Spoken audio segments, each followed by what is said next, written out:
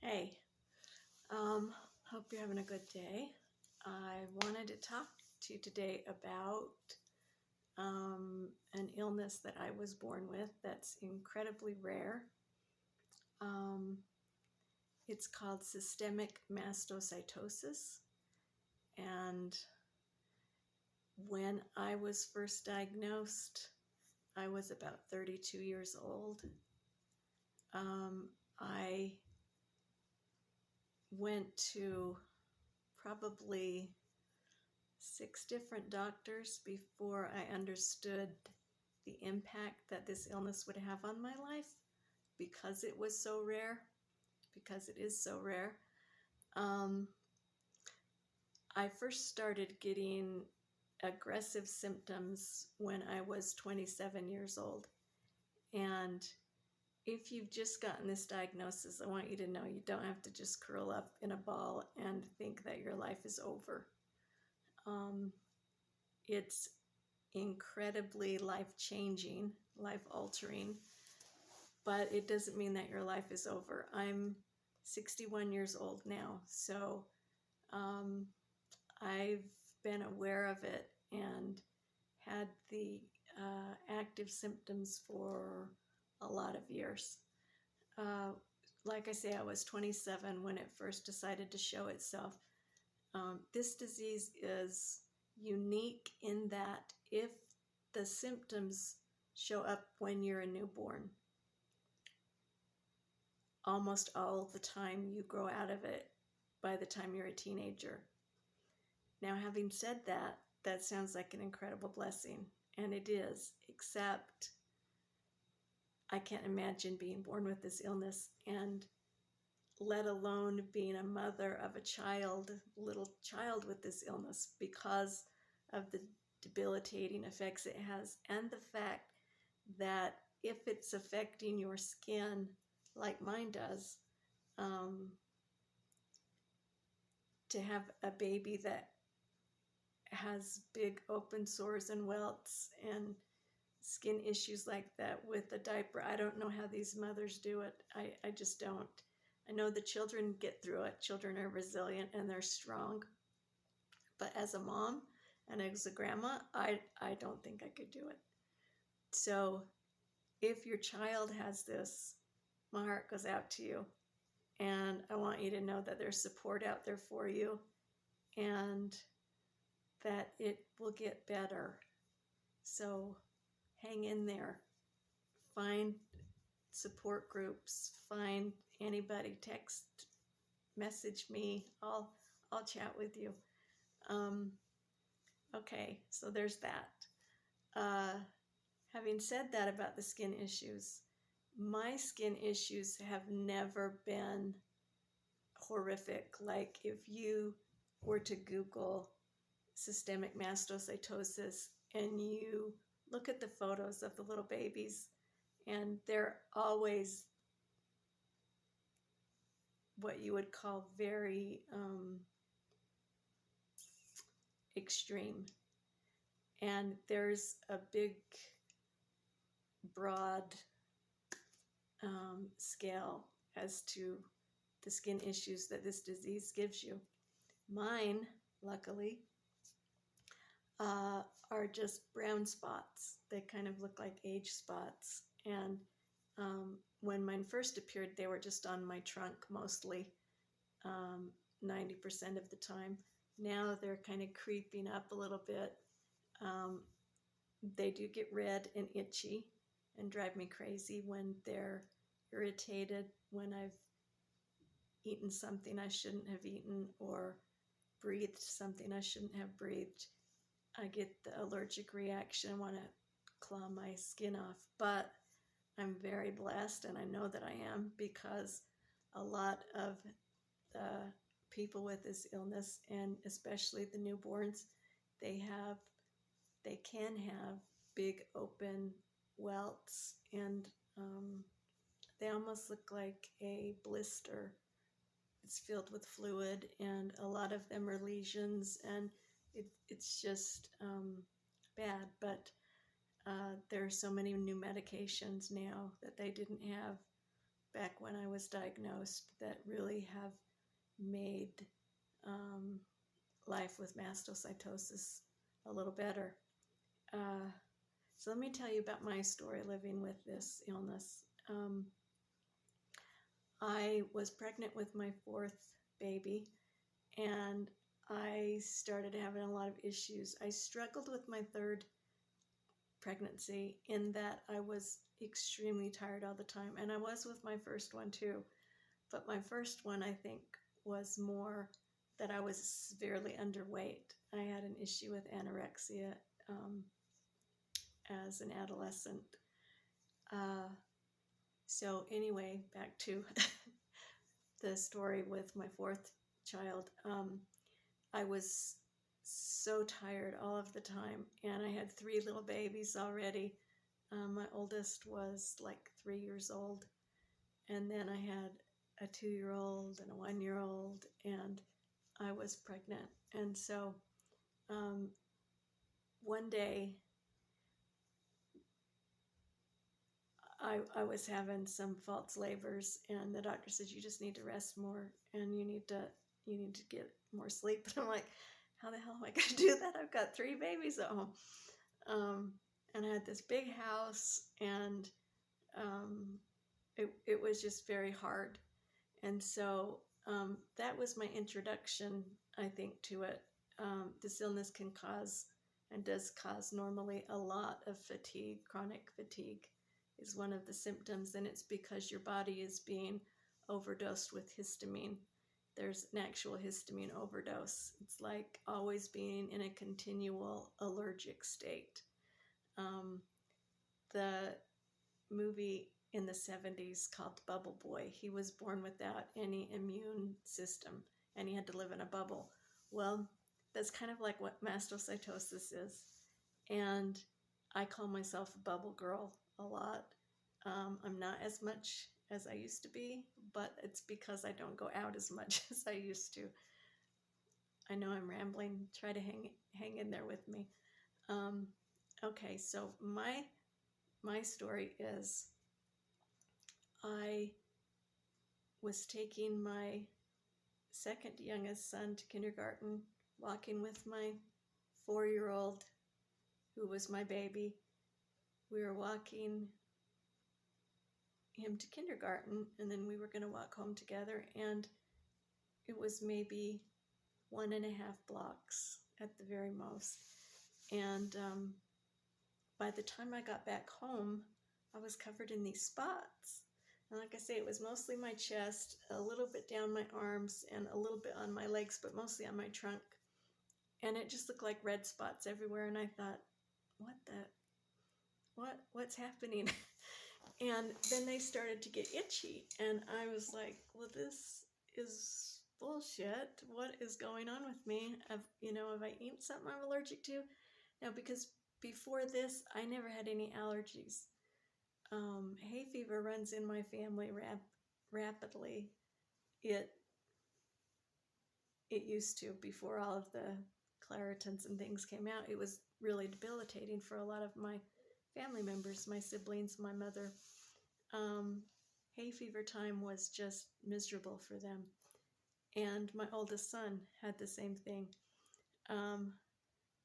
But I had never had allergies, and I was like, this is really weird. And I kept trying to think, I haven't done anything different. Maybe I brushed up against somebody's weird bush or something on the trip to kindergarten. So I took some Benadryl, thinking that would help with the itching.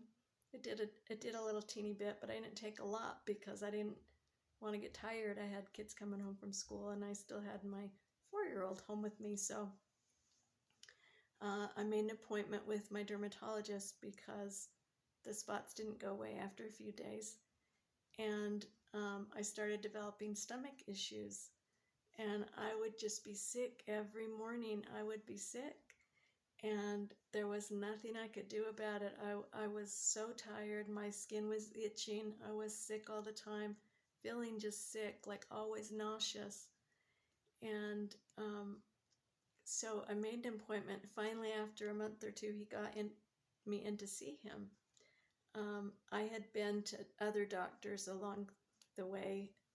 I started getting bone pain when I was about 8 years old, to the point where when we would be out shopping in the malls or something for, say, school clothes, I would almost start crying, begging my mom, please let me go sit in the car because my knees hurt so bad. And she was just like, it's fine, you'll be all right, you know. And like we do with our kids, we sometimes don't take them as seriously as we should. And then sometimes we do, and the doctors go, why are you bringing this kid here? There's nothing wrong with him. Anyway, so I knew about bone pain, and it always seemed like my brothers that I grew up with, I would always get sick easier and I would stay sick longer for no reason.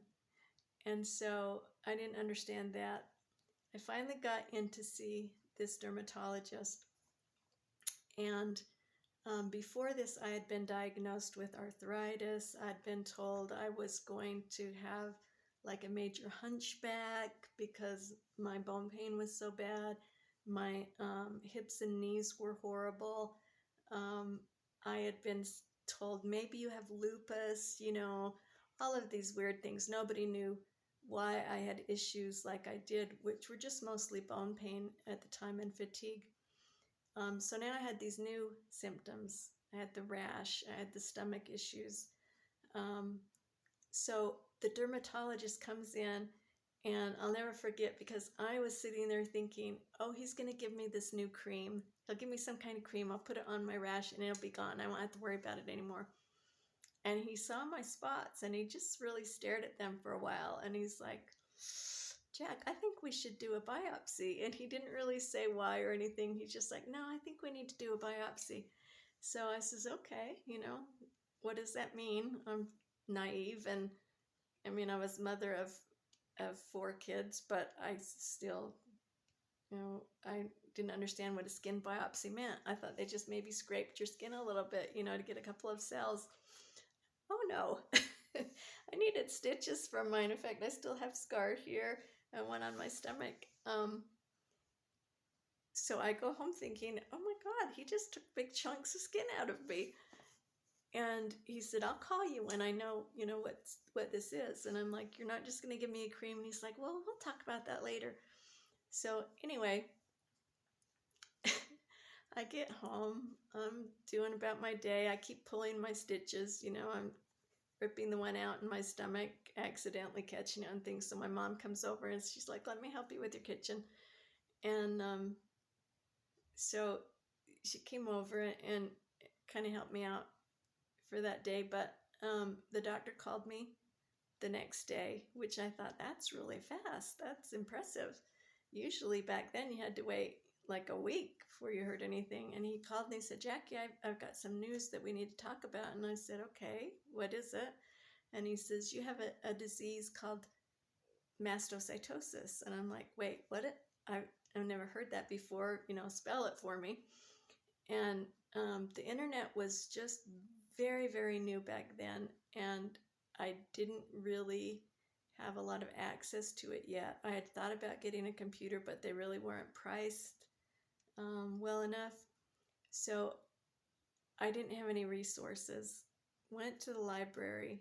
He said, we're going to have to talk about this and what we can do for you, but I want you to make another appointment with me to come in. So meanwhile, my brother-in-law was going to medical school at the University of Utah, and he found a book in the medical library there for me that was about this thick, and it had the old-fashioned green cover on it. And I'm like, what is this, from like 1800s? And I opened the thing and I looked, and it was 1969, I think it was. And it was, I mean, if you've ever opened an old set of encyclopedias and they have that smell and the stiff papers, that's what this book was like. It was the only book on this illness in the entire library up at the University of Utah. And I'm like, how can that be? They have major hospitals up there. So anyway, it was full of all of these terrible photos, and most of it was mind-boggling in that there was not one word of encouragement. It was like, give it up, and I'm like, no, this is not acceptable.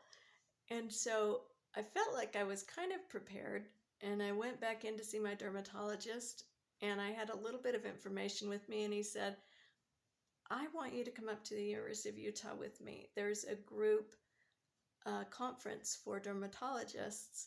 And I'm still thinking, okay, it's just, a skin issue. I'm not really understanding the correlation between the book that I was reading and the skin thing, because to me they were two different things. And I thought, I just have the skin issue. I just need some cream or something.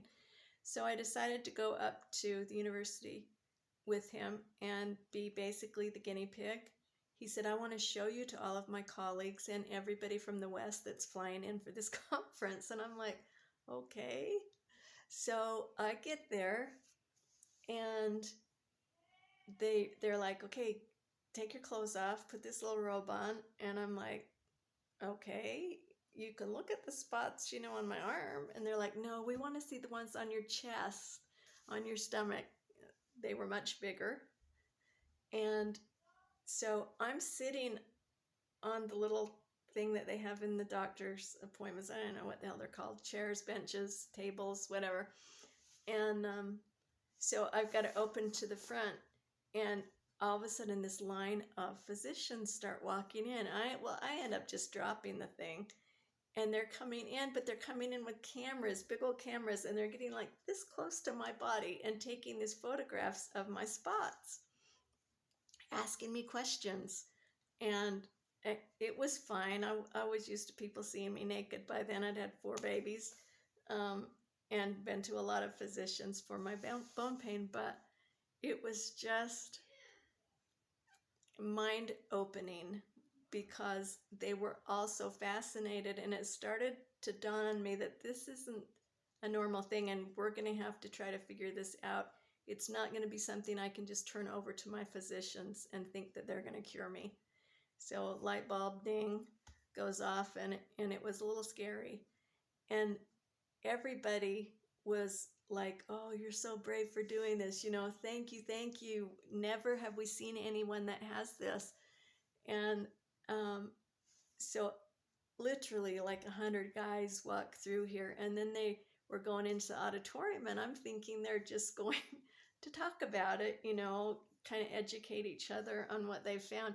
And instead, they were blowing up the photos, which I don't know how they did this back in the early 90s, but that's what it was the early 90s, on the big screen. And then they were talking about it. So I was kind of a celebrity who didn't want to be a celebrity for that.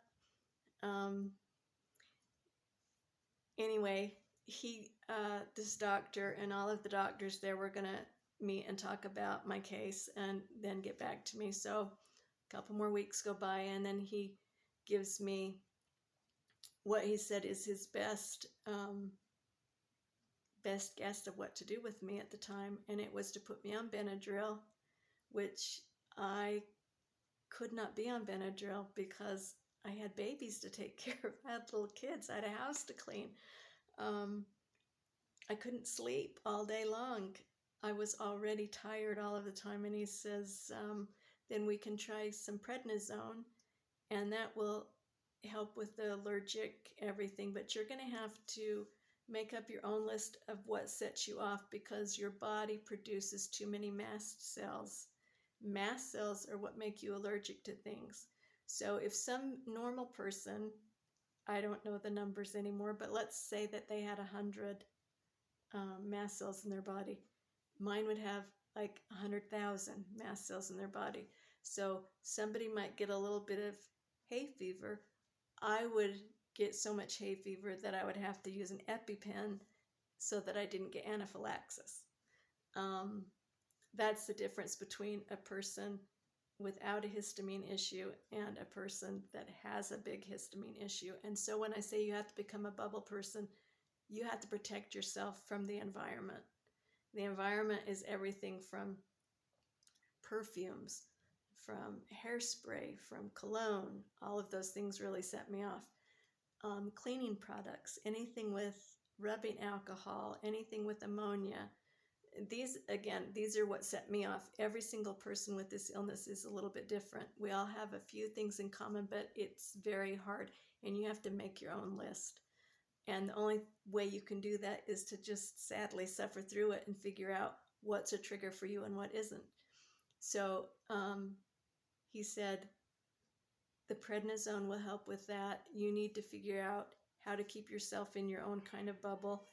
And I want you to tan. And I'm like, what? Now, I was already a fan of tanning because I was born in 61. Back when I grew up, nobody worried about skin cancer. Nobody worried about wrinkles. You all wanted that golden tan.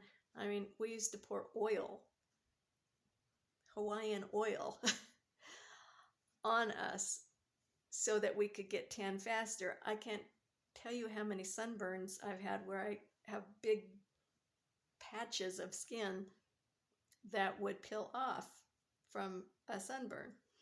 And so then in the 80s and 90s, we started becoming aware of you don't tan, you don't tan, you don't tan. So when he told me I'm supposed to tan, I'm like, silver lining. What do you mean I'm supposed to tan? He said, I want you to do light therapy. And light therapy is where they give you a medication that makes you more susceptible to the sun and to sun rays, and where you get sunburned very, very easily. It's a dangerous thing to be on if you go outside or if you have certain kind of light bulbs. And he said, then you come into my office once a week or however often we decide, and I'll put you under the lights for maybe a minute at the most, because if you're in there longer, you're going to get a deathly burn. You get third-degree burns, and that would be bad. But you need to keep a dark tan because that will help you to not be itching all the time. That will help your skin to be tougher on the outside, and it won't react as easily. You won't be clawing your skin off. So he put my insurance through, and the insurance said, no. You need to have a second opinion. So I went, got a second opinion, and then they said, okay, we'll pay for it. It was expensive as hell, like $1,000 a month, something like that, plus the medications. And I said, okay, now wait a second. I already can't go out in the wintertime because of another illness I have called Raynaud's disease, where my skin doesn't react good to the cold. So I don't go outside in the wintertime. Now you're telling me if I take this medication, not only is it going to make me very nauseous, it's going to make me so that I can't go out in the summertime. And he says, yeah. And if you come to my office and you're holding your hands on the steering wheel, I want you to wear gloves because the sun through the windshield will burn your hands. And I'm like, no, this isn't going to work for me. So I said, there's no way I'm going to be in that tiny of a bubble and be able to raise 4 children. And I refused to do that. So he's like, oh, okay, let me get back to you. So he meets with all of his colleagues again, the ones who were discussing my care. And they said, okay, buy your own tanning bed. And I'm like, can you even do that? I had no idea. So he says yes. So he gave me some information on tanning beds, and I was able to purchase, with the help of my mother, who put it on her credit card, and then I just would pay her back, a tanning bed that I would scoot underneath my bed, and it had a big bar, and then it hung over the top, and you'd have to tan one side and then flip on the other side and tan. And I did that for years and years and years. I mean, like 20 years. And it really did help. He said, you're the only one that I'm not going to worry about skin cancer with. I want you to tan. And I have a full-size tanning bed in my bedroom right now, sitting there. I still use it and it still works. If you have the urticaria pigmentosa, I think is how you say it, the skin issues, the spots, tanning does help. you want to claw your skin off the moment that you climb out of the tanning bed, because the heat brings the spots to the surface and it makes you itch like crazy. But once you get past that, that part gets a little bit shorter and shorter and shorter each time. And when you have a dark tan, which I do not currently, I need to tan, it really does help. So try that. Okay, having said that, that helped with my skin issues, but I was still having the other issues. I was still having severe bone pain. I was still having nausea like crazy. I was still tired all of the time. I started getting so that I could not wake up in the morning without having an hour's worth of too much information, but I would have diarrhea every day. And it was just the headaches and everything was setting me off. So finally, after like a year of being, a stubborn ass, I'm an Aries, I don't take advice well sometimes. I started going to some more different doctors, not just the dermatologist. I needed someone to take care of the inside of my body, because what he was doing wasn't quite making it. He was doing his best and he really did help me with my skin, but I needed to see someone else. So I saw my family physician and he said, Jack, I don't know anything about this. I think I heard of it in medical school, but let me study it and come see me in a week. So that's what we did. And I was leaving his office and he was saying, okay, let's try, putting you on 3 different kinds of antihistamines. You need to really be vigilant about making a list. Every time you get sick, you write down what you did the hour before or 2 hours before or the moment before, so that we can know what your triggers are. So I did that, and I went back to see him in a week, and I was still just like, okay, this, he was putting me on a few medications that I didn't really know anything about. He put me on doxepin, he put me on Singulair, he put me on a lot of Benadryl still, and that was difficult. I had to arrange things with my kids, and I still had a lot of mom guilt. That was probably one of the worst things for me, which caused stress, and stress ends up being one of my biggest triggers. So they put me on Xanax for anxiety. They made sure I always had EpiPens with me, and I was taking, I want to, Doxepin, that's not right, Darvocet for pain, and that would help my bone pain a lot. Now, I'm not sure if that was a trigger of mine, but I was on it for quite a few years, and then it was pulled from the market, which I'm still sad about because it really helped alleviate my bone pain. It was about the only thing that did. You can't take anti-inflammatory medicine with mastocytosis, and so that's a real problem. You can't get in a hot bathtub normally with mastocytosis to ease the pain from your bones, because the heat triggers an allergic reaction. So it's a fine line. Everything you do with mastocytosis is a fine line. I was leaving this family doctor one day and he said, "Why are you still smiling? Why are you not crying? We just talked about this illness and everything it's doing to you." And I'm like, "I have 4 children to raise. I can't just give up." And he says, "Well,